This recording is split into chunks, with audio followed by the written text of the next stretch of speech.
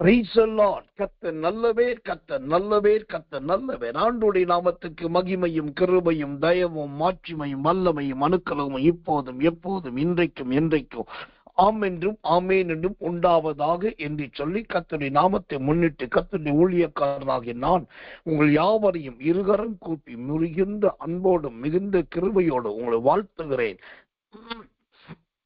வரவேற்கிறேன், ஆசீர்வதிக்கிறேன். தேவனாகி கர்த்தர் தாமே உங்கள் அனைவரையும் ஆசீர்வதிப்பாராக. கர்த்தர் நல்லவர், கர்த்தர் நல்லவர், கர்த்தர் நல்லவர். தேவனுடைய நாமத்துக்கு மகிமை கிருபை உண்டாவதாக. இவ்வளவு நேரம் நல்ல வசன ஜெபத்தை ஆண்டவர் நமக்கு கொடுத்தார், அதற்காக தேவனை துதிக்கிறேன். நல்ல சாட்சியை கர்த்தர் கொடுத்தார், அதற்காக தேவனை துதிக்கிறேன். பாரமுள்ள ஒரு ஜெபத்தையும் கர்த்தர் கொடுத்தார், அதற்காக தேவனை துதிக்கிறேன். இப்பொழுது நேரடியாய் நாம் கர்த்தருடைய சத்தத்துக்குள் கடந்து செல்ல போகிறோம். இந்த மாத வாக்குத்தத்தமானது உபாகமத்தின் புஸ்தகம் 32 அதிகாரம் 13 வசனத்தின் பிற்பகுதி. கற்பாறையிலும் சுதுரம் கண்மலையிலுள்ள தேனையும் கற்பாறையிலிருந்து வடியும் எண்ணெயையும் அவன் உண்ணும்படி செய்தார். ஆம், இங்கே தேவனுடைய வார்த்தையை நாம் பார்க்கிறோம்.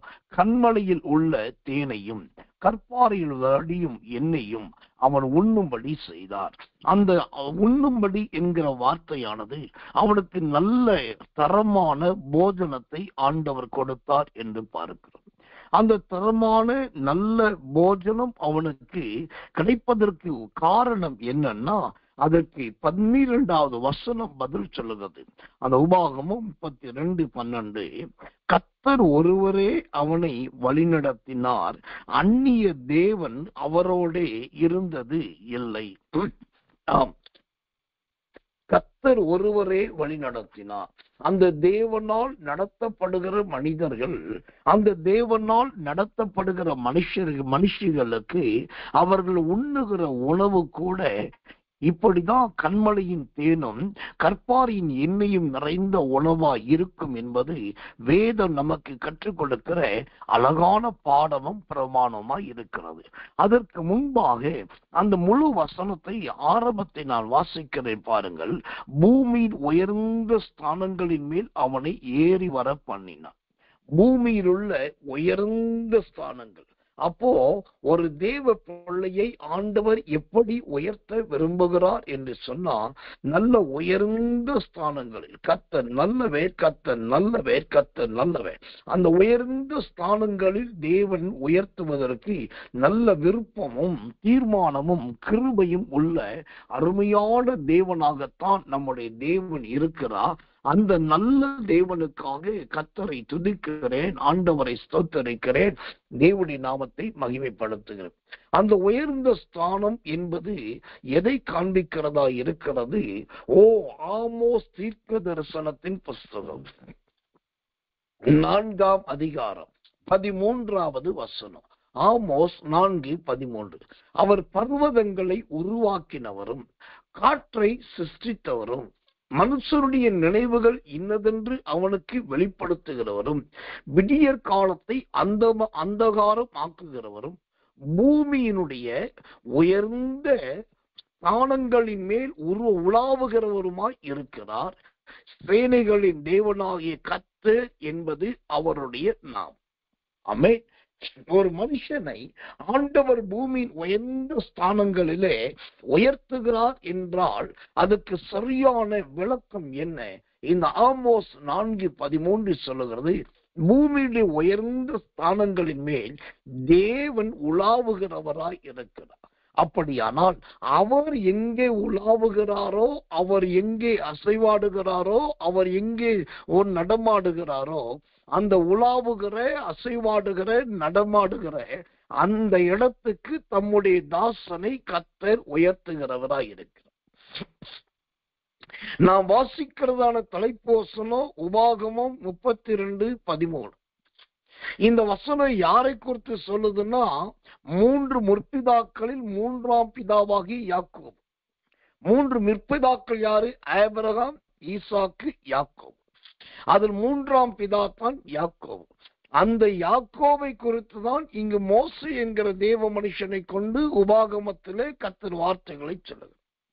அப்படி சொல்லும் போது கர்த்தர் சொல்லுகிறார், இந்த யாக்கோபை பூமியின் உயர்ந்த ஸ்தானங்களிலே ஏறி வர பண்ணுவேன். பூமியின் உயர்ந்த இடங்களில் ஏறி வர பண்ணுவேன் என்ற வார்த்தை யாக்கோபின் வாழ்க்கையில் நடந்ததா இல்லையா என்று கேட்டால் நடக்கவே இல்லை, நிறைவேறவே இல்லை. யாக்கோபு அதிகபட்சமா பூமியின் உயர்ந்த இடத்துக்கு வந்தது என்பது கானானிலிருந்து எகிப்துக்கு வந்தான். எகிப்துக்கு வந்தபோது அவனுக்கென்று ஒரு கோசேன் என்று சொல்லப்பட்ட ஒரு தேசம் கொடுக்கப்பட்டது. அவ்வளவுதான் அவனுடைய உயர்வு. அங்கேயே இருந்தான், வாழ்ந்தான், கடைசியில அங்கேயே மறிக்கிறான். அங்கிருந்து பெரிய ஊர்வலமாக அவனுடைய எலும்புகள் கானானுக்கு கொண்டு வரப்படுகிறது. அப்போ பூமியின் உயர்ந்த இடங்களில் அவனை ஏறி வர பண்ணுகிறார் என்று யாக்கோவுக்கு கர்த்தர் சொன்னார் என்று பார்க்கிறோமே. ஏன் அது நடக்கல, ஏன் அது நிறைவேறல? அப்ப அந்த தீர்க்கதரிசனம் பொய்யா என்று கேட்டா அதுதான் கிடையாது. தேவன் யாக்கோபுக்கு தீர்க்க தரிசனம் சொல்லும் போது அந்த தீர்க்க தரிசனத்தில் தன்னுடைய யாக்கோபுடைய சந்ததியையும் சேர்த்துதான் சொல்லுது, யாக்கோபுடைய பிள்ளைகளையும் சேர்த்துதான் சொல்லுது. இங்குதான் தேவனுடைய பரிசுத்தவான்களும் ஊழியக்காரர்களும் ஒரு ரகசியத்தை தெரிந்து கொள்ள வேண்டும். உங்களுக்கு ஒரு தீர்க்க தரிசனம் உண்டாயிருக்கும், உங்களுக்கு ஒரு தரிசனம் வெளிப்பட்டு இருக்கும், உங்களுக்கு தேவனிடத்திலிருந்தே நேரடி வார்த்தையும் வாக்கு தத்துவமும் வந்திருக்கும். ஆனா நீங்க எவ்வளவு ஜெபித்தும் எவ்வளவு உபவாசித்தும் எவ்வளவு காத்திருந்தும் அது எல்லாமே அதுல பெரும்பாலானவைகள் நடக்காததை போல இருக்கலாம். அது சில நேரம் நடக்கவில்லை என்று சொல்லி முத்திரையும் குத்தலாம், அது உண்மைதான். ஆனா அது நடக்குமா நடக்காதா என்று சொன்னால், யாக்கோபுக்கு ஆண்டவர் சொன்னாரே பூமியின் உயர்ந்த இடங்களில் அவனை ஏறி இருக்கப்பட்டது. அந்த வார்த்தை யாருடைய வாழ்க்கையில் நடந்தது? யோசேப்பின் மூலமாக. அந்த யோசேப்பு தான் தேசத்துக்கு அதிபதியாய் மாறுகிறான். அந்த யோசேப்பு தான் ஜனங்களுக்கு ஆகாரம் கொடுக்கிறவனாய் மாறுகிறான். அதன் பின்பு யாக்கோபுடைய சந்ததியாரை நீங்க பார்த்தீங்கன்னா உலகத்தின் பல தேசங்களுக்கு செதறி போனாங்க. செதறி போனவர்கள் எங்கும் நல்ல தொழிலாளிகளும் தொழில் உற்பத்தி செய்கிறவர்களுமாய் மாறினார்கள். ஒருத்தன் இரும்பு செய்ய ஆரம்பித்தான், ஒருவன் வெண்கலம் செய்ய ஆரம்பித்தான், ஒருத்தன் வேட்டையாட ஆரம்பித்தான், ஒருத்தன் யுத்தம் பண்ண ஆரம்பித்தான், ஒருத்தன் தைரியசாலியாய் வந்தான், ஒருத்தன் பராக்கிரமசாலியாய் வந்தான், இன்னொருத்தன் வியாபாரம் பண்ண ஆரம்பித்தான். இவர்கள் மூலமாக தன் தகப்பனுக்கு சொன்ன தீர்க்க தரிசனம் அப்படியே நடந்தது, அப்படியே நிறைவேறினது. இதைத்தான் தேவ ஜனங்கள் தெரிந்து கொள்ள வேண்டும். சிலருக்கு இருதயத்திலே ஆதங்கம், சிலருக்கு உள்ளத்திலே ஏக்கம், இன்னும் சிலருக்கோ சில நேரத்தில் ஆண்டவர் மேலேயே கொஞ்சம் முறுமுறுப்பு. அப்பயே எனக்கு தீர்க்க தரிசனம் வந்தது, இவ்வளவு காலத்துக்கு முன்னாடியே வெளிப்பாடு வந்தது, ஆனா ஒண்ணும் நடக்கல. நானும் ஜெபிக்கிறேன், நானும் காத்திருக்கிறேன், நானும் பொறுமையா. உண்மைதான், அது உங்களுடைய பேரில் சொல்லப்பட்டது, ஆனால் அது உங்க சந்ததியில் நடக்கக்கூடியது. கடந்த கால ஆதி காலத்தின் பரிசுத்தவான்கள் இந்தியாவிலும் சரி தமிழ்நாட்டிலும் சரி தேவனுக்காக ஜீவனையும் கொடுத்த எத்தனையோ பரிசுத்தவான்கள் மகா தரித்திரியவான்களாயிருந்தார்கள், மகா பஞ்சம் பிழைக்க வந்தவர்களாயிருந்தார்கள். அவங்களுக்கு ஒரே ஒருவேளை ஒரு பிடி கைப்பிடி அரிசி கிடைக்கிறதே பெரிய கஷ்டமா இருந்தது. ஆனா அவர்களும் ஊழியம் செய்தார்கள். கடைசியில காலம் வந்தது, மரித்தார்கள். அவங்க மரித்ததுக்கு பின்னாடி பாத்தீங்கன்னா அவருடைய குமாரர்கள், அவருடைய குமாரத்திகள், அவருடைய பேரப்பிள்ளைகள், அவருடைய ஜனம், அவங்களுடைய இனத்தார் மிகப்பெரிய உன்னதமான நிலைமைக்கு வந்தார்கள். இது தேவனுடைய தீர்மானம். ஆண்டவர் சொன்னார் அல்லவா, 3ஆம் 4ஆம் தலைமுறை வரையும் உன்னை ஆசீர்வதிப்பேன். அப்ப பூமியின் உயர்ந்த இடஸ்தானங்களில் உன்னை ஏறி இருக்க பண்ணுவேன் என்று சொன்னால், அந்த தீர்க்க தரிசனம் உங்களோடு முடிய போவது கிடையாது. அது உங்களுக்கு பின்னாலும் நடக்கும், உங்களுடைய குடும்பத்திலும் நடக்கும், உங்க குடும்பத்திலே தேவனுக்கும் மனுஷனுக்கும் முன்பாக உண்மையா இருக்கிறவர்கள், அதையும் நான் இங்க சொல்லிடுறேன். சில தாய்மாருக்கு ஆசை, என் பையனும் அந்த உயர்ந்த இடத்துக்கு வரணும், என் மகளும் வரணும், நல்லதுதான். ஆனா மகளுடைய வாழ்க்கையும் மகனுடைய வாழ்க்கையும் ஒழுக்கம் உள்ளதா இருக்கணும். மனுஷனுக்கும் தேவனுக்கும் நடுவிலே உத்தமமாய் நடக்கிறவர்கள் யாரோ அவர்களை தன் தகப்பனுக்கு பின்னாக, தாய்க்கு பின்னாக ஆண்டவர் பூமியின் உயர்ந்த இடங்களில் ஏறி இருக்க பண்ண வல்லவராய் இருக்கிறார். அப்ப நாம் செய்ய வேண்டியது என்ன? ஆண்டவர் தீர்க்க தரிசனம் சொல்லிவிட்டார் என்று சும்மா இருப்பதை விட, அந்த தீர்க்க தரிசனம் யார் மூலம் நடக்கணுமோ அவர்களை ஆயத்தப்படுத்த வேண்டும், அவங்களை கடிந்து கொள்ள வேண்டும், அவர்களை எச்சரிக்க வேண்டும், அவர்களை புத்தி சொல்ல வேண்டும், கர்த்தருக்குள் நடத்த வேண்டும், சத்தியத்தில் நடத்த வேண்டும், அவங்களை எப்படி உருவாக்க வேண்டும். எனக்கு பின்னாடி நீதான், கர்த்தர் உன்னைதான் தேர்ந்தெடுக்க போறார் அப்படின்னு சொல்லி அதற்காக அவர்களுக்கு வேண்டிய சகல பிரயத்தனங்களை நடப்பிக்க வேண்டும். அப்போ உங்களுடைய பிள்ளைகள் உங்களுக்கு பின்னாடி உயர்ந்த இடங்களிலே, உயர் ஸ்தானங்களிலே வாசம் பண்ணுகிறவர்களா இருப்பார்கள். இது இன்றைக்கு இந்த மே மாதம் 2ஆம் தேதியிலே காலையிலே கர்த்தர் சொல்லுகிற வார்த்தை. தெரிந்து கொள்ளுங்கள். எசேக்கியேல் தீர்க்கதரிசி, மன்னிக்கிறோம், எசேக்கியா ராஜா ஒரு முறை ஒரு தப்பு பண்ணிட்டார். வெளிநாட்டிலிருந்து வந்த அந்த ராஜ வம்சத்தாருக்கு தன்னுடைய படைபலத்தின் சுதந்திரம் அந்த பொக்கிஷ சாலையை திறந்து காட்டிட்டான். என் பொக்கிஷ சாலையில பாருங்க, வாசன திரவியங்கள் இருக்கு, அஸ்த கடகங்கள் இருக்குது, நல்ல இரும்பு ஆயுதங்கள் இருக்குது, போர் கருவிகள் இருக்குது, நான் எல்லாற்றிலும் இப்படி எல்லாம் இருக்கிறேன்னு சொல்லி அவன் பொக்கிஷ சாலையை திறந்து காட்டிட்டான். ஆண்டவருக்கு ரொம்ப கோபம் வந்துருச்சு. நான் உன்னுடைய தேவன், நான் உனக்கு எல்லாத்தையும் கொடுத்து வச்சிருக்கேன், நீ ஊர்ல இருந்து வர்றவனுக்கு போறவனுக்கெல்லாம் பொக்கிஷம் திறந்து காட்டுற, அதனால இந்த பூமியிலே சீக்கிரத்துல அவனை எடுக்க பாரு சொல்லிட்டு அவர் சொல்றாரு, ஆகிலும் உன் காலத்தில் அல்ல, உன்னுடைய வம்சத்தில், உன் தலைமுறை காலத்திலே நான் இதை நியாயம் விசாரிப்பேன். அப்பதான் அந்த மனுஷன் எசேக்கியா ராஜா சொல்றாரு, நல்ல வேளை ஆண்டவரே, என் காலத்துல இல்லையே, என் பிள்ளைக காலத்துல தானே சொல்லியிருக்கீங்க, எனக்கு பின்னாடிதானே சொல்லியிருக்கீங்க. இது ஏன் சொல்றேன்னா, ஒரு தாய் தகப்பனுடைய மரணத்துக்கு பின்பு அவங்களுடைய பிள்ளைகள் ஆசீர்வதிக்கப்படவும் முடியும் யாக்கோபை போல, அவருடைய பிள்ளைகள் ஆசீர்வாதத்தை இழக்கவும் முடியும் எசேக்கியா ராஜாவை போல. இப்போ உங்களுடைய பிள்ளைகளுடைய நிலைமையை உங்க கையில தான் ஆண்டவர் கொடுத்திருக்கார். அவங்களை சீர்படுத்த வேண்டியதும், ஸ்திரப்படுத்த வேண்டியதும், பலப்படுத்த வேண்டியதும், உருவாக்க வேண்டியதும், சரிப்படுத்த வேண்டியதும் உங்க கையில. உங்க பிள்ளைகளுடைய வம்சமும் தலைமுறையும் பூமியின் உயர்ந்த இடங்களிலே ஏறி வர பண்ணணும்னாக்கா, நீங்க பூமியில் இருக்கிற வரைக்கும் கர்த்தருக்கேற்ற கிரியைகளை நடப்பியுங்கள், தேவனுக்கேற்றவைகளை நடப்பியுங்கள். அப்போ தேவனாகிய கர்த்தர் உங்க சந்ததியை மகிமையிலும் கிருபையிலும் அதிகமாய் நன்மையை அடைய செய்வார். தேவனுடைய ஊழியக்காரராகிய எனக்கு ரொம்ப ஆசை அதுதான். நம்முடைய ஊழியத்தை சார்ந்த தேவ பிள்ளைகள், நம்முடைய ஊழியத்தில் இருக்கிற சகோதர சகோதரிகள் பூமியின் உயர்ந்த இடத்துல இருக்கணும், நல்ல ஸ்தானத்துல இருக்கணும். அவர்கள் தேவனால் அங்கீகரிக்கப்பட்டவர்களாயும் ஜனங்களால் கனப்படுத்தப்பட்டவர்களாயும் இருக்கணும். நசல் கொண்டவர்களாயும் சுத்திரம் ஈனமானவர்களாயும் பலவீனப்பட்டவர்களாயும் ஊனமானவர்களாயும் இருக்கக்கூடாது. அவர்கள் என்றைக்குமே கர்த்தருடைய கரத்தினால் வெளியேற பெற்ற சாட்சி உள்ளவர்களாய் மாற வேண்டும். அதுதான் தேவனுடைய தீர்மானம், அதுதான் கர்த்தருடைய விருப்பம். அதைத்தான் ஆண்டவர் இங்கு சொல்லுகிறார். கர்த்தர் நல்லவர், கர்த்தர் நல்லவர், கர்த்தர் நல்லவர். தேவனுடைய நாமத்துக்கு மகிமை உண்டாவதாகும். அதே வசனத்துல அடுத்த வார்த்தை சொல்லுது, அதாவது உபாகமம் 32:13 சொல்லுது, வயலில் விளையும் பலனை அவனுக்கு புசிக்க கொடுத்தார். வயலில் விளையும் பலனை, இந்த வயலில் விளையும் பலனை யாக்கோபுக்கு புசிக்க கொடுத்தார் என்று சொன்னா, நீங்க யாக்கோபின் வாழ்க்கைய கொஞ்சம் நிதானிச்சு பாருங்க. யாக்கோபுக்கும் வயலுக்கு என்னையா சம்பந்தம்?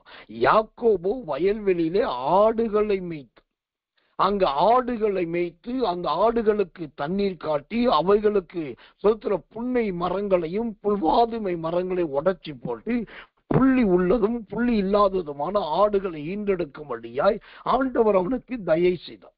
அப்ப ஆட்டை மேய்க்கிறதோ ஆட்டை வளர்க்கிறதோ ஆட்டு குட்டிகளை ஈன பண்ணுகிறதும் தான் யாக்கோபுடைய வேலை. ஆனா இங்க ஆண்டவர் சொல்லுகிறார், வயலில் விளையும் பலனை அவனுக்கு புசிக்க கொடுத்தார். இந்த வயலில் விளையும் பலன் என்பது என்ன? இந்த யாக்கோபின் குமாரனாகி யோசேப்புக்கு அந்த வயலில் விளையும் பலனை கொடுத்தார். எந்த வயலில் விளையும் பலன்? இவனை பெற்றெடுத்தது கானான், ஆனா யோசேப்பு வளர்ந்தது எகிப்து. இப்ப கானானில் பிறந்தவன் எகிப்திலே வளருகிறான். இப்ப நல்லா கவனிக்கணும், கானானிலே நல்ல விவசாயம் செய்து விளைச்சலை போட்டு அங்கு நல்ல ஆகாரத்தை புசிக்க வேண்டிய யோசேப்பை ஆண்டவர் எகிப்திலே கொண்டு போய் ஒரே ஒரு வயலின் விளைச்சலை அல்ல, ஒட்டுமொத்த தேசத்தின் விளைச்சலும் யோசேப்பின் கைக்கு வருகிறது. ஒட்டுமொத்த தேசத்திற்கு எல்லா விவசாய நிலங்களும் அவன் கைக்கு வருகிறது, விவசாயிகளும் அவன் கைக்கு வருகிறார்கள், அதோட விளைச்சலும் அங்கு வருகிறது. அப்ப நடக்கிறது என்ன? இந்த யோசேப்பின் மூலமாகத்தான் யாக்கோபுக்கும் யாக்கோபின் சகோதரர்களுக்கும், அதாவது யோசேப்பின் சகோதரர்களுக்கும் மூட்டை மூட்டையாய் தானியம் கொடுத்து அனுப்பப்பட்டது. இப்ப நல்லா கவனிக்கணும், இந்த இடத்துல நான் கர்த்தரை நன்றாய் துதிக்கிறேன். இரண்டாவது, யாக்கோபை பார்த்து நான் பொறாமைப்படுகிறேன். கர்த்தரை துதிப்பதற்கும் யாக்கோபை பார்த்து பொறாமைப்படுவதற்கு என்ன காரணம்னா, தேவன் தம்முடைய தீர்க்க தரிசனத்தை யாக்கோபுக்கு நிறைவேற்றுகிறார்.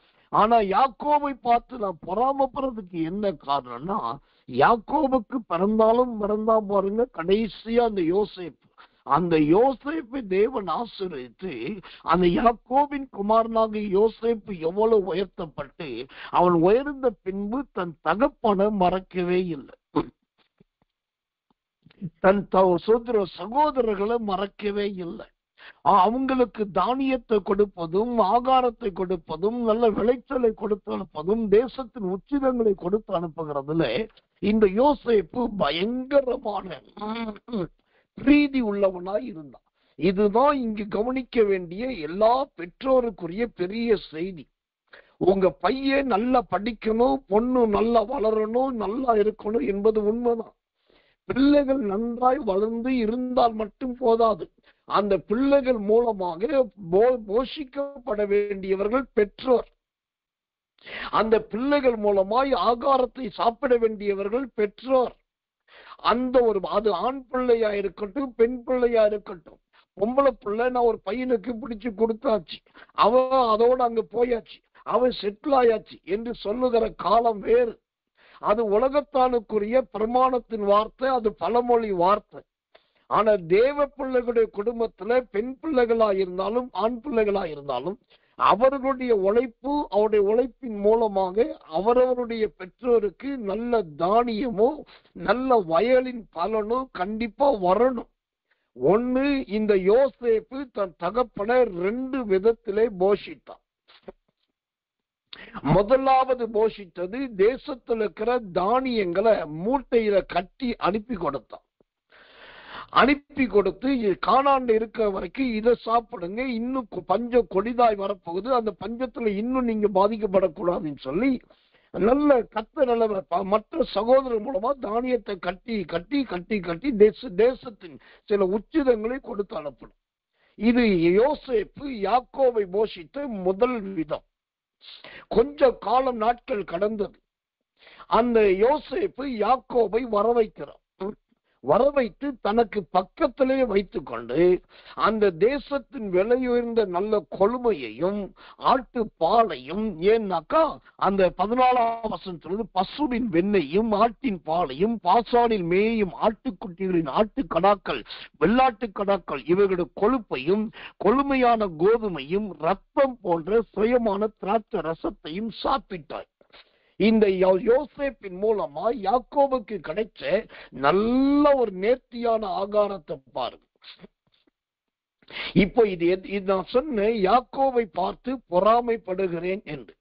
ஏன்னாக்கா யோசேப்பு வளர்ந்ததுக்கு அப்புறம், அவன் தேசத்தில் உயர்த்தப்பட்டதுக்கு அப்புறம், தான் உண்டு, தன் தொழில் உண்டு, தன்னுடைய உயர்வு உண்டு என்று இருந்து விடாம, அவன் உயர்த்தப்பட்ட பின்பு தன் தகப்பனை மறைக்கவே இல்லை.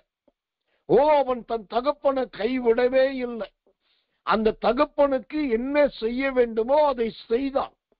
எதை கவனிக்க வேண்டுமோ கரெக்டா கவனித்தான். கொடுக்க வேண்டியதை சரியாய் கொடுத்தான். அந்த தகப்பனுக்கு வேண்டிய சலக்கரணைகளை நிறைவேற்றுவதிலே யோசேப்பின் பங்கு ஒரு மிக பெரிய பங்கு. இப்ப யோசேப்பு தன் தகப்பனுக்கு சாப்பாட்டை கொடுத்து ஆட்டு பாலை கொடுக்கிறான், வயலின் விளைவை கொடுக்கிறான், நல்ல கொழுமையை கொடுக்கிறான், பாசானின் ஆட்டு குட்டிகளை கொடுக்கிறான். இதெல்லாம் கொடுத்து இதை வச்சுக்கோங்க, இதை சாப்பிடுங்க, இதை சமைங்க, இது நல்லா தின்னுங்க, இப்படி உடம்ப பார்த்துக்கோங்க, நல்லா வளருங்க, ஜீவனோட இருங்கன்னு சொல்லி அவர்கள் சாப்பிடுவதை பார்த்து பார்த்து பார்த்து இந்த யோசேப்பு புலங்காகிதம் அடைந்து சந்தோஷப்படுகிறான். இது ஒரு காலத்திலே பரிசுத்தவான்களுடைய குடும்பங்களிலே, தேவ ஜனங்களுடைய வீடுகளிலே இருந்தது. இன்றைக்கு உலகத்தோட உலகமா போயிட்டதுனால பெற்றோரும் அப்படி நினைக்கிறது கிடையாது, பிள்ளைகளும் பெற்றோரை கவனிப்பது கிடையாது. பெற்றோர் என்ன சொல்றாங்க, அவன் வாழ்க்கையை பார்த்துக்கிட்டா போதும், அவன் கஷ்டப்படாம அவன் ஜீவிச்சா போதும், அவன் வாழ்க்கையை பார்த்துட்டா போதும், என்னையெல்லாம் ஒண்ணு கவனிக்க வேண்டாம், என்னையெல்லாம் ஒண்ணு பார்க்க வேண்டாம் என்று சொல்லி பெற்றோரை அங்கு கொட்டடிக்கிறார்கள். பிள்ளைகள் என்ன சொல்றாங்க, நாங்க இப்பதான் வளர்ந்துருக்கிறோம், இப்பதான் கல்யாணம் பண்ணிருக்கிறோம், இப்பதான் பிள்ளைய பெற்றிருக்கோம், இப்பதான் வேலை செய்ய ஆரம்பிச்சிருக்கோம், இப்பதான் தொழில் ஆரம்பிச்சிருக்கோம், இனி நாங்க ஸ்டடி ஆகணும், எங்களுக்குன்னு ஒரு நல்ல வேலையில மாச சம்பளம் விருத்தி ஆகணும், நாங்க 2 பேரும் வேலைக்கு போகணும், கத்த நல்லவே, எங்களுக்குள்ள ஒரு வீடு வாங்கணும், இல்லாட்டி எங்களுக்கு ஒரு வண்டி வாங்கணும், இதெல்லாம் வாங்கி நாங்க செட்டில் ஆகி நல்ல ஒரு ஸ்டடிக்கு வந்ததுக்கு அப்புறம் உங்களுக்கு உதவி செய்யணும். இது இன்னைக்கு பிள்ளைகள் கொடுக்கிற அறிக்கை. இது 2மே தவறான அறிக்கைகள். ஒன்றை தெரிந்து கொள்ளுங்கள், நீங்க தேவனை சார்ந்து, அந்த உபாகமம் 32:12 சொல்லுகிறதே, தேவன் ஒருவரே அவனை நடத்தினார் என்று இருக்குதே, அந்த தேவனால் நடத்தப்படுகிறது உண்மைன்னா, உங்களுடைய பிள்ளைகள் பெண் பிள்ளைகளா இருக்கட்டும், ஆண் பிள்ளைகளா இருக்கட்டும், அவர்களால் போஷிக்கப்பட வேண்டியது பெற்றோருடைய கடமை. அது அவர்கள் கிடைக்கிற பெரிய ஆசீர்வாதம். இன்னொரு ரகசியத்தை கர்த்தருடைய ஊழியக்காரராய் ஒரு தகப்பன் ஸ்தானத்திலிருந்து, இருதயத்தின் ஆழத்திலிருந்து சொல்றேன். இன்னைக்கு இந்த இருட்டோட ஜபத்துல எத்தனை பேர் கவனத்தோடும் விசாரத்தோடும் இந்த தேவ செய்தியை கேட்கிறீங்க? உங்களுக்கு கர்த்தருடைய வார்த்தை கர்த்தருடைய வாயிலிருந்து வருகிறது. எப்படி யாக்கோபின் குமாரனாகி யோசேப்பு யாக்கோபை இப்படி விதவிதமாய் கவனித்தானோ, பராமரித்தானோ, போஷித்தானோ, அதே போல என் தேவனாகிய கர்த்தர் உங்க குடும்பத்துல உங்க பிள்ளைகளையும் அப்படி நடத்துவார். அவர்கள் மனதை மாற்றுவார், அவர்கள் இருதயத்தை மாற்றுவார். அவர்கள் உங்களுக்கு என்ன செய்ய வேண்டுமோ அந்த சலக்கரணையை செய்ய வேண்டும் என்கிற ஒரு ஏவுதல் உங்க மகனுக்கும் மகளுக்கு வரும். உங்களால் அவர்கள் போஷிக்கப்பட்ட காலம் போய் அவர்களால் நீங்க போஷிக்கப்பட வேண்டிய காலம் வருகிறது. இது வெறும் செய்திக்குரிய வார்த்தை மாத்திரமல்ல, வருங்காலத்தில் நடக்க போகிற கர்த்தருடைய தீர்க்க தரிசனம். அது எப்படி ஆகும், எந்த நேரத்தில் ஆகும், யாரை கொண்டு நடக்கும் எல்லாம் யோசிக்காதீர்கள். கர்த்தர் என்னோடு பேசிவிட்டார், என் மகன் மூலமா எனக்கு நல்ல போதனை கிடைக்க போகுது, என் மகன் மூலமா நான் வாழ்க்கையில உயர்த்தப்பட போகிறேன், வயலின் நல்ல பலன் எனக்கு கிடைக்க போகிறது. அந்த ஒரு விசுவாசம் உங்களுக்கு இருந்தால் போதும். அந்த ஒரு நம்பிக்கை, திட நம்பிக்கை உங்களுக்கு இருந்தால் போதும். எல்லாமே கர்த்தர் செய்தருளுவார். வேதத்தின் முறையானது இதுதான். இதை தேவன் செய்கிறதற்கு வல்லவராய் இருக்கிறார். இது ஆண்டவருடைய வார்த்தை என்பதனால் இந்த வார்த்தை தவறி போகாது. இது சம்பவிக்கும், இது நிறைவேறும். நீங்கள் வயதானவர்களாய் இருக்கலாம், வயது மூத்தவர்களாய் இருக்கலாம், மரணத்தை எதிர்கொள்ளுகிறவர்களாய் இருக்கலாம், அல்லது இனி இதெல்லாம் எப்ப நிறைவேற போகுதுன்னு நினைக்கலாம். அதெல்லாம் அடுத்தது. கர்த்தருடைய வார்த்தை உங்களுக்கு வருது. அதை நம்புங்க. அதை சீக்கிரமாய் நடக்கும், அதை சீக்கிரமாய் நிறைவேறும், அதை சீக்கிரமாய் கர்த்தர் தந்தருளுவா. கர்த்தர் நல்லவர், கர்த்தர் நல்லவர், கர்த்தர் நல்லவர். இந்த உபாகமம் 32 அதிகாரம் 13 வசனத்துல எனக்கு ஆச்சரியத்தை ஏற்படுத்தின ஒரு வாக்கியம் உண்டு.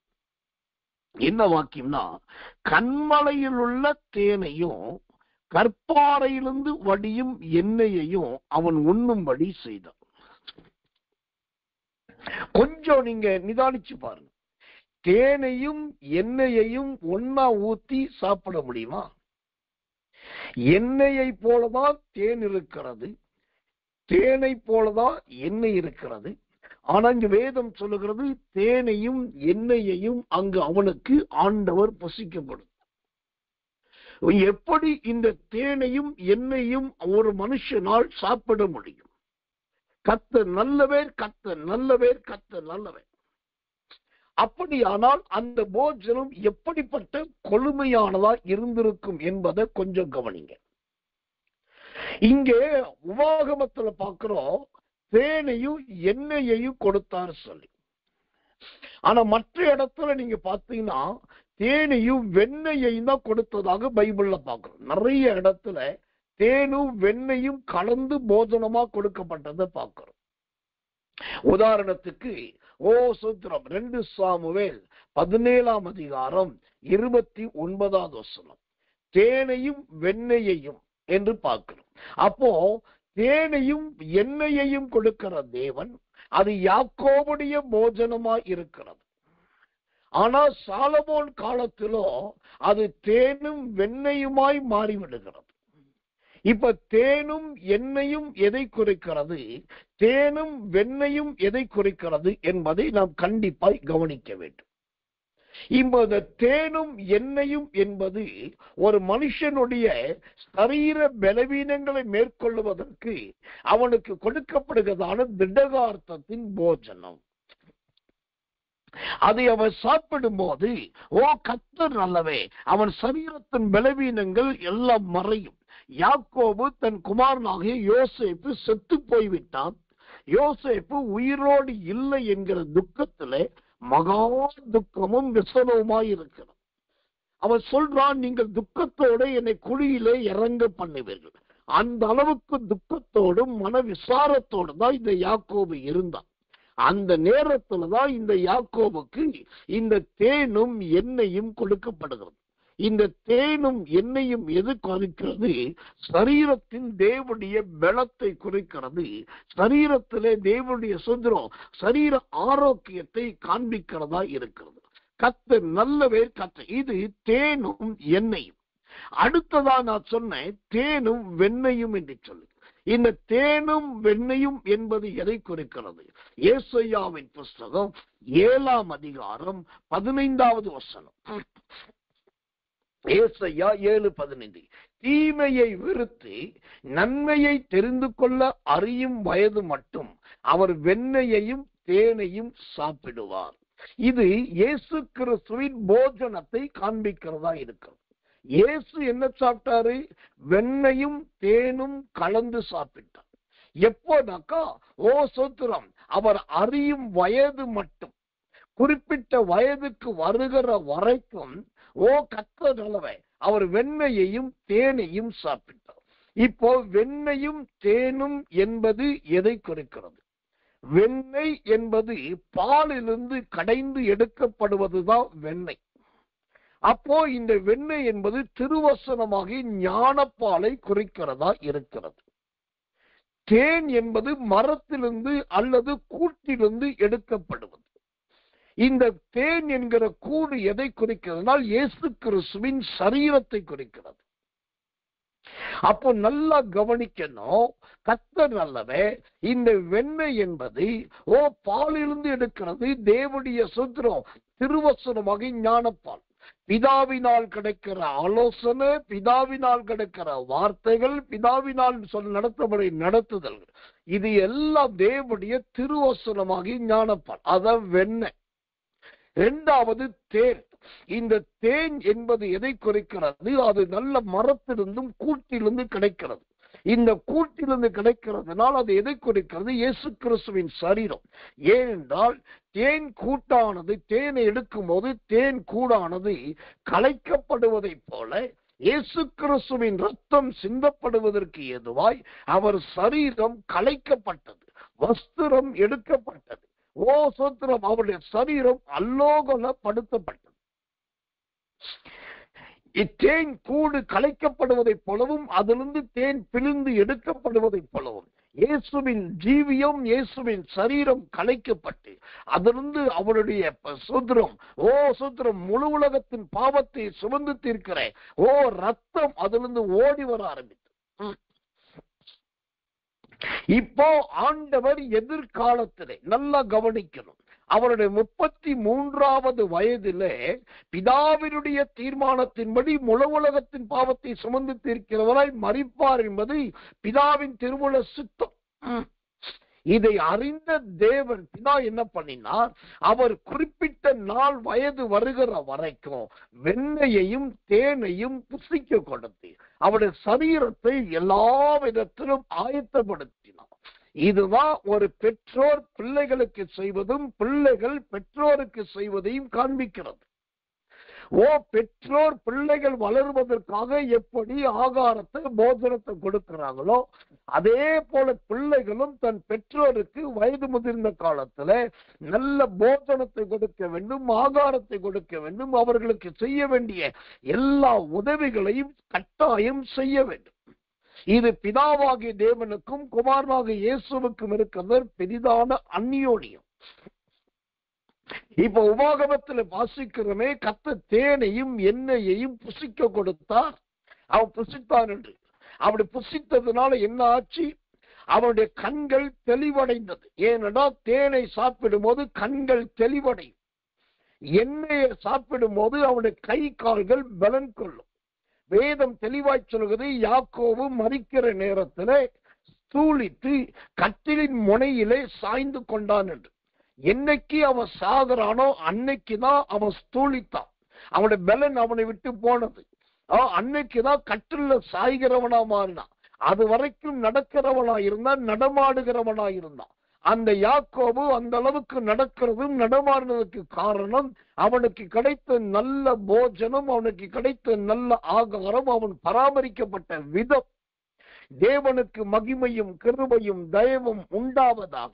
இந்த அருமையான தேவனுடைய செய்தியை கேட்கிற தேவ பிள்ளைகளே, உங்களுடைய வாழ்க்கையிலும் தேவனாகிய கர்த்தர் இந்த யாக்கோபை எப்படி போஷித்தாரோ, நல்ல தேனினாலும் நல்ல எண்ணெயினாலும் கர்த்தர் வர வைத்தாரோ, ஆசீர்வதித்தாரோ, அதே ஆசீர்வாதத்தினால் அவர் உங்களை நடத்துவதற்கு வல்லவராயிருக்கிறார். கர்த்தருடைய நாமத்துக்கு மகிமையும் கிருபையும் தயவும் உண்டாவதாக. இந்த மாதம் நம்மளோட வாக்குத்தத்த வார்த்தையில முதல் வார்த்தையே கண்மலை. இந்த கண்மலையை குறித்து வேதத்திலே நிறைய இடத்துல இருக்கிறது. அதில் நேற்றைக்கு சொன்னேன், கண்மலை என்பதை கர்த்தர் என்று சொன்னேன். இந்த கர்த்தர் என்கிற கண்மலையை உடைய மனுஷனாய் இந்த யாக்கோபு காணப்படுகிறார். அப்போ இந்த கண்மலையை வசுத்திரம் தன் தேவனாய் கொண்டிருக்கிற யாக்கோபுடைய வாழ்க்கை எப்படி இருந்தது என்பதைத்தான் நாம் வாசிக்கிறோம். இப்போ அந்த கண்மலையை குறித்து ஒரு வார்த்தையை உங்களுக்காக நான் வாசிக்கிறேன். தேவனாகிய கர்த்தர் அந்த கண்மலைக்குரிய எல்லா கிருபைகளையும் உங்களுக்கு சுத்திரம் நன்மையாய் வாய்க்க பண்ண வல்லவராயிருக்கிறார். தேவனுக்கு மகிமையும் கிருபையும் தயவும் உண்டாவதாக. இப்ப கவனிங்க, 1 பேதுருவின் புஸ்தகம், மன்னிக்கணும், 1 கொரிந்தியர் புஸ்தகம் 10ஆம் அதிகாரம் 4வது வசனம். 1 கொரிந்தியர் 10:4. எல்லாரும் ஒரே ஞான பானத்தை குடித்தார்கள். எப்படியெனில் அவர்களோடு கூட சென்று ஞான கண்மலையின் தண்ணீரை குடித்தார்கள். அந்த கண்மலை கிறிஸ்துவே. யாக்கோபு கண்மலையை தன் தேவனாய் கொண்டிருக்கிறார். ஆரம்பத்தில் அது கண்மலையாய் இருந்தது. ஆனா இப்போ அந்த கண்மலை என்னவா மாறிவிட்டது? நல்ல ஞான கண்மலையாய் மாறிவிட்டது. அல்லேலூயா. ஞான கண்மலை எவ்வளவு அற்புதமான ஒரு உயர்வு பாருங்க, எவ்வளவு நல்ல ஒரு ஆசீர்வாதம் பாருங்க. ஞான கண்மலையின் வாழ்க்கை. அந்த ஞான கண்மலை என்பது ஓ கர்த்தர் நல்லவே, கர்த்தர் நல்லவே. தேவனால் கொடுக்கப்படுகிற ஞானத்தின் அற்புதமான வெளிப்பாடுகள். ஓ இவர்கள் சாதாரணமானவர்கள் கிடையாது. இவர்களுக்கென்று தேவனிடத்திலிருந்து விசேஷித்த வெளிப்பாடுகள் வரும், விசேஷித்த வார்த்தைகள் வரும், விசேஷித்த தரிசனங்கள் வரும், விசேஷித்த கிருபை இவர்களுக்கு உண்டாகும். ஏன்னாக்கா ஓ கர்த்தர் நல்லவை. அவர்களுக்கு தேவன் வெறும் கண்மலையாய் அல்ல, ஞான கண்மலையாய் தன்னை பிரதிபலிக்கிறவராய் இருக்கு. இந்த ஞான கண்மலைக்கு யாரையா சாட்சி அப்படின்னு கேட்டா, நான் தைரியமா கிருபையை முன்னிட்டு ரொம்ப தாழ்மையா சொல்லுவேன்.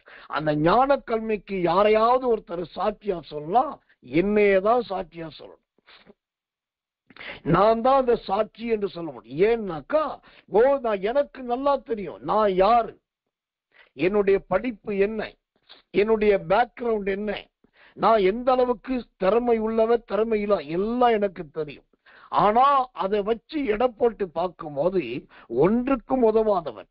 ஆனா ஒன்றுக்கும் உதவாத எந்த விதமான ஒரு ஜெனரல் நாலேஜோ சோசியல் நாலேஜோ அல்லது வேற எதுவோ இல்லாம இருந்த என்னைய ஆண்டவர் அழைச்சி இப்படி தினந்தோறும் வேதத்தை போதிக்கிற, வேதத்தை பிரசங்கிக்கிற, ஜனங்களுக்கு கற்றுக் கொடுக்கிற ஒரு மனுஷனை கர்த்தர் மாத்தி இருக்கிறார்னா, தேவன் ஒரு காலத்துல எனக்கு கண்மலையா இருந்தார், இப்போ அவர் ஞான கண்மலையாய் வெளிப்படுகிறார். கர்த்தருக்கு மகிமை உண்டாவதாக.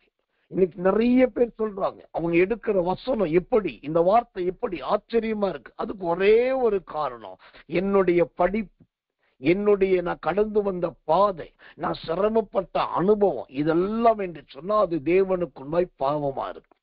இப்ப இந்த அளவுக்கு ஒரு ஊழியக்காரனா ஊழியம் செய்யறனாக்கா அதுக்கு ஒரே ஒரு காரணம், அந்த கண்மலை கிறிஸ்துவே என்ற வார்த்தையின்படி அந்த கிறிஸ்து தான் இந்த ஞானத்தை கொடுக்கிறார், அந்த கிறிஸ்து தான் இந்த அறிவை கொடுக்கிறார், அந்த கிறிஸ்து தான் இந்த புத்தியை கொடுக்கிறார், அந்த கிறிஸ்து தான் இந்த பாதையில நடத்துகிறார். கடந்த வாரத்துல ஒரு முக்கியமான ஒரு பெரிய மனுஷனோடு பிரயாணம் பண்ணிட்டு இருந்தேன். அவ வாகனத்துல நானும் அவர் போகும்போது பேசிக்கிட்டே போயிட்டு இருந்தோம். அப்போ அவர் சொன்னார், பாஸ்டர் ஒரே ஒரு காரியம் உங்கள்கிட்ட எனக்கு ரொம்ப பிடிக்கும் அப்படின்னார். என்ன சொல்லுங்க பிரதர் அப்படின்னு. அப்போ அவர் சொன்னார், எல்லாருமே தீர்க்க தரிசனம் சொல்றாங்க, நிறைய பேர் தீர்க்க தரிசனம் சொல்றாங்க, அவங்க சொல்லும் போது பல அடையாளத்தெல்லாம் சொல்றாங்க. ஆனா அந்த தீர்க்க தரிசனங்களை வசனத்தின் அடிப்படையில வசனம் சார்ந்து சொல்லுகிற தீர்க்கதரிசிகள் கிடையாது. ஆனா உங்க ஊழியத்துல எந்த தீர்க்க தரிசனம் சொன்னாலும் அது வசனம் சார்ந்ததாகவும், இந்த புஸ்தகம், இந்த அதிகாரம், இந்த வசனம் சொல்றீங்க, அது கேட்கறதுக்கு ஆச்சரியமா இருக்குது. இது உங்களுக்கு தான் கற்றுக் கொடுத்துக்கிறது. அப்ப நான் அவர்கிட்ட ஒண்ணு சொன்னேன், இதுக்கெல்லாம் முக்கிய காரணமே அந்த கிறிஸ்து தான். ஏன்னா நான் படித்தவனும் கிடையாது, பெரிய பட்டதாரியும் கிடையாது, ஒரு டிகிரி கூட வாங்கினதும் கிடையாது. ஆனாலும் இன்றைக்கு வசனங்களை சொல்றதுக்கு காரணம் அந்த ஞான கண்மலையாகிய கிறிஸ்து என்னோடு இருக்கிறதுனால். இந்த காலை வேளையிலே சொல்லுகிறேன், யாக்கோபோடு எப்படி கண்மலையாகிய கர்த்தர் இருந்தாரோ அதே போல இந்த காலத்திலே அந்த ஞான கண்மலையாகிய கிறிஸ்து உங்களோடு இருக்கிறார். புரியும் வண்ணமா சொல்றேன், பழைய ஏற்பாட்டிலே கண்மலை என்கிற கர்த்தராய் இருந்தார், புதிய ஏற்பாட்டிலே ஞான கண்மலை என்னும் கிறிஸ்துவாய் அவர் மாறிவிட்டார். அதே போலதான் யாக்கோபுக்கு கண்மலை என்னும் கர்த்தராய் இருந்தவர் உங்களுக்கு ஞான கண்மலை என்னும் கிறிஸ்துவாய் மாறுகிறார். அவர் உங்களுக்கு வேண்டிய நல்ல தண்ணீரை கொடுப்பார். இந்த 1 கொரிந்தியர் 10:4 அந்த நல்ல ஒரே பானத்தை கர்த்தர் கொடுப்பார். நல்ல குடிக்கிற தண்ணீரை கொடுப்பா. அது கண்மலையிலிருந்து புறப்பட்டு வருகிற ஜீவ தண்ணீரா இருக்கும். அதை நீங்க குடிக்கும் போது, ஸ்தோத்தரிக்கும் போது ஞான கண்மலையா மாறும். கடைசியா நான் சொல்லி முடிக்கிறேன், ஆடுகளை மேய்க்கிறவர்களை பார்க்க போன யோசேப்பை ஆண்டவர் தேசத்தின் அதிபதியாய் உயர்த்தினார். சாதாரணமாய் தெருவிலே அலைந்து கொண்டிருந்த ஒரு எஸ்எஸ்கையை இன்றைக்கு ஒரு மெய்ப்பனாய் போதகனாய் மாற்றினார். அப்போ நான் இந்த காலை வேளையிலே எனக்கு மிகவும் அன்பான என் ஜனங்களுக்கு சொல்ல விரும்புகிற காரியம் என்ன, உங்களுக்கு முன்பாக 2 சாய்ஸ் நான் வைக்கிறேன். அதை தேர்ந்தெடுத்து அதில் ஏதாகிலும் ஒன்றிலே நீங்க வாங்க.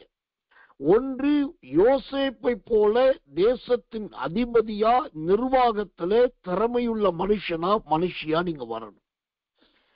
இல்லாவிட்டா கர்த்தருடைய வேதத்தை போதிக்கிற, அநேகரை உருவாக்குகிற, அநேகருக்கு கற்றுக் கொடுக்கிற ஒரு பரிசுத்தவாட்டியா வரணும். இதுதான் இன்றைக்கு உங்களுக்கு முன்பாய் வைக்கப்படுகிற 2 சவால்கள். ஒன்று, நீங்க நல்ல திறமையும் அனுபவம் நிறைந்த யோசேப்பை போல நிர்வாக அதிகாரியாக மேலே உயர்த்தப்பட வாருங்கள். ஆண்டவர்கிட்ட கேளுங்க, எனக்கு இந்த நாலேஜை கொடுத்திருக்கீங்க, இந்த எஜுகேஷனை கொடுத்திருக்கீங்க, இந்த கெப்பாசிட்டி பவர் கொடுத்திருக்கீங்க, எனக்கு இந்த டேலண்ட் இருக்கு. அப்ப அதுக்கேற்ற ஒரு இம்ப்ரூவ்மெண்ட் எனக்கு வேணும், அதுக்கேற்ற ஒரு உயர்வு எனக்கு வேணும், நீர் என்னை உயர்த்தும் என்று ஆண்டவர்கிட்ட கேளுங்க. யோசேப்பை உயர்த்தினவர், யாக்கோபை பூமியின் உயர்ந்த ஸ்தானங்களில் ஏறி வர பண்ணினவர் உங்களை ஏறி வர பண்ணுவார். இல்லையா, அது கண்மலை என்கிற கர்த்தர். இல்லையா, கண்மலையாகிய கிறிஸ்து. இந்த கிறிஸ்து என்கிற கண்மலையை நீங்க பிடிச்சுக்கிட்டீங்கன்னா உங்களை ஆண்டவர் நினைச்சுவார். அநேகருக்கு மெய்ப்பனாய் மாற்றுவோம், அநேகருக்கு தகப்பனா மாற்றுவோம், அநேகரை உருவாக்குகிற, கற்றுக் கொடுக்கிற ஒரு ஆசிரியையாய் கர்த்தர் பயன்படுத்துவார். உங்களுக்கு கொடுத்த அந்த ஞான வெளிப்பாடுகள் வரும். இப்போ நான் கேட்கிற கேள்வி 2. நீங்க யோசேப்பை போல தேசத்தின் அதிபதியாய் மாற விரும்புறீங்களா? அதாவது கண்மலையான கிறிஸ்துவை பின்பற்ற விரும்புறீங்களா? இல்லாட்டி அநேகரை உருவாக்குகிறதும் போதிக்கிறதும் நடத்துகிறதும் கிறிஸ்துவுக்குள் கொண்டு வருகிறதுமான அந்த நல்ல மெய்ப்பனாக அப்போஸ்தலனா மாற போறீங்களா? கண்மலையாகிய கிறிஸ்துவை சார்ந்து இருக்க போறீங்களா? யோசிங்க. இந்த 2 காரியத்துல ஏதாவது ஒன்றை தேர்ந்தெடுங்க. எனக்கு 2 வேண்டும் என்று கேட்காதீர்கள், அது ஆபத்து. ஒருவன் 2 எஜமானுக்கு ஊழியம் செய்யக்கூடாது. ஒருவனை நேசித்து ஒருவனை பகைப்பான், ஒருவனை பகைத்து இன்னொருவனை நேசிப்பான். நீங்க அதிபதியாகவும் இருந்து கொண்டு கர்த்தர் நல்லவர், ஊழியக்காரனாகவும் ஊழியக்காரியாகவும் இருக்கக்கூடாது. ஊழியக்காரனா இருந்தீங்கன்னா நீங்க ஆஸ்தியின் மீது கவனம் வைக்க கூடாது. நீங்க ஊழியக்கார வந்துட்டீங்க, அப்போஸ்தலனை ஒப்பு கொடுக்கறீங்கன்னா உங்களோட தேவைகள், உங்க வஸ்திரங்கள், உங்க படுக்கை, உங்க பாய், உங்க சாப்பாடு, உங்க தண்ணி, உங்க வீடு, உங்க இருக்கிற இடம் எல்லாமே கிறிஸ்து தான் கொடுக்கணும். அவர் மூலமாகத்தான் வரணும். நீங்க யோசேப்பா உயர்த்தப்பட்டாக்கா அது தேசமே கொடுக்கும், அரசாங்கமே கொடுக்கும், அதிகாரமே கொடுக்கும், வேலையை கொடுக்கும், வாய்ப்பை கொடுக்கும். இன்றைக்கு உங்களுக்கு கண்மலையாகிய கர்த்தரா அல்லது கண்மலையாகிய கிறிஸ்துவா? கண்மலையாகிய கர்த்தர் என்றால் யோசேப்பின் அனுபவம். கண்மலையாகிய கிறிஸ்து என்றால் அது ஞான கண்மலை. அந்த தேவனுக்காக ஜீவிக்கிற ஜீவியம். இந்த 2 ஒன்றை தெரிந்து கொள்ளுங்க. ஆண்டவரே, என் வாழ்க்கையில எதை தேர்ந்தெடுக்க வேண்டும் என்கிற ஒரு புத்திர சுவீகாரத்தின் ஆவியை எனக்கு தாங்க. நான் அடிக்கடி வேலி தாண்டக்கூடாது, நான் அடிக்கடி இடம் மாறக்கூடாது. கொஞ்ச கால ஊழியம், கொஞ்ச கால வியாபாரம். இன்னைக்கு நிறைய பேர் அப்படிதான் இருக்கிறாங்க. இல்லாட்டி கொஞ்ச காலம் நல்ல தொழில், அப்புறம் கொஞ்ச கால ஊழியம். அப்படியும் அல்ல, 2 ஏதாவது ஒன்று இருங்க. கர்த்தர் நல்லவன். கண்மலை என்கிற கர்த்தர் யாக்கோபை குறிக்கிறது, ஞான கண்மலை என்கிற கிறிஸ்து யோசேப்பை குறிக்கிறது. எனக்கன்பான தேவ பிள்ளைகளை 2 ஒன்றை தேர்ந்தெடுங்க.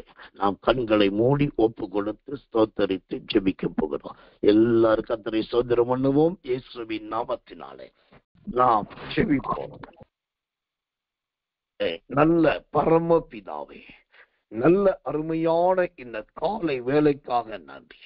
நல்ல ஜெனிப்பித்தீர் என்கிற கிருபையுள்ள திருவசனங்களை கொடுத்து மெய்யாகவே பேதுருவின் நாட்களில் சொல்லப்பட்டதை போல் எங்களை மறுபடியும் ஜெனிப்பித்திருக்கிறீர். அதற்காக நன்றி.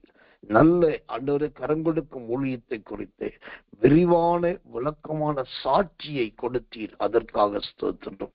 அந்த ஜனங்களுக்காக நாங்கள் இன்னும் பரிதபிக்கிறோம், இன்னும் மன்றாடுகிறோம். ஆண்டவரே, அந்த ஜனங்கள் மீண்டும் ரட்சிக்கப்பட வேண்டும். அவர்கள் சுவிசேஷத்தின் ஒளி அவர்கள் பிரவேசிக்க வேண்டும். நீதியின் கிளைகளும் ஈசாயின் அடிமறை வேறும் அங்கு எழும்ப வேண்டும். நீர் உதவி செய்வீராக. மீண்டும் நாங்கள் சுவிசேஷ கூட்டத்தை நடத்தி அவர்களுக்கு உடைய வெளிச்சத்தை கட்டளையிட கர்த்தர் உதவி செய்வீராக. ரொம்ப முக்கியமாய் ஆண்டவரே, உபாகமம் 32ஆம் அதிகாரம் 13வது வசனத்தை கொண்டு கர்த்தர் பேசினீர். கண்மலையாகிய கர்த்தரை சார்ந்த காலம் ஒன்று இருந்தது. ஆனா இந்நாட்களோ ஞான கண்மலையாகிய கிறிஸ்துவை சார்ந்து வாழுகிற நாட்களாய் எங்களை மாற்றுவீராக. யோசேப்பை போல அதிகாரமும் நிர்வாகமும் வந்தாலும் ஆண்டவரே, கிறிஸ்து இயேசுவை போல அநேகரை நீதிக்குட்படுத்துகிற, அநேகரை வெளிச்சத்தை கொண்டு வருகிற ஒரு சுடரொளியாய், ஒரு ஊழியக்காரியாய் எல்லாரையும் மாற்றும் ஆண்டவரே.